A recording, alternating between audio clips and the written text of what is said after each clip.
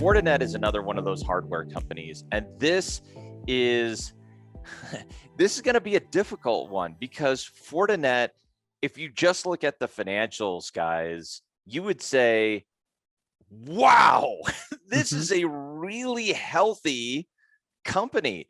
And you know what? It is.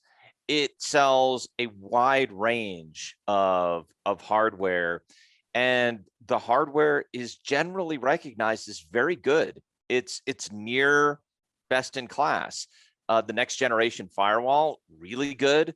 They have a lot of use cases, including things like, virtual private networks, intrusion prevention, preventing SSL injections, which is a very common attack. They just have really good product, and they are moving to cloud. They do have some cloud products that they've brought to the fore. It's a very small part of the business, and the transition is probably going to take a long time. I believe the founder is still there, still owns a meaningful stake. There's a lot.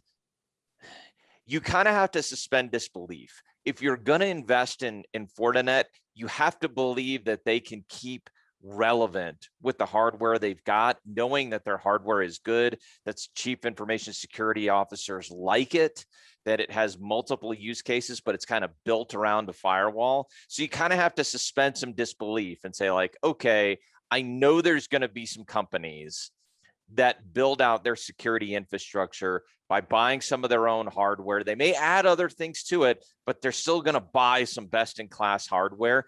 That's the thesis for Fortinet, because it generates a ton of cash flow. It's still growing a little bit. It's got some meaningful backing.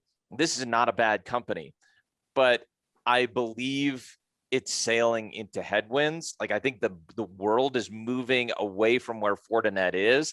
They're trying to sail to where the world is going, but they have this business. It's we've talked about this in the past. The late great Clayton Christensen called it the innovator's dilemma, where you have to disrupt your business in order to be relevant, and that's kind of where Fortinet is.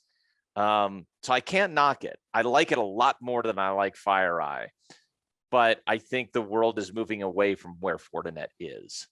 Can I change my ranking? Is it too late? I did give it some extra love on, the financials Tim was talking about. If I glance over, it's 13 times sales, 20% growth. But what was really interesting about it was $2 billion in net cash, and then 18% net income margin, and the free cash flow margin's even better than that. I know. Like, how do you argue? Like, how do you argue against that?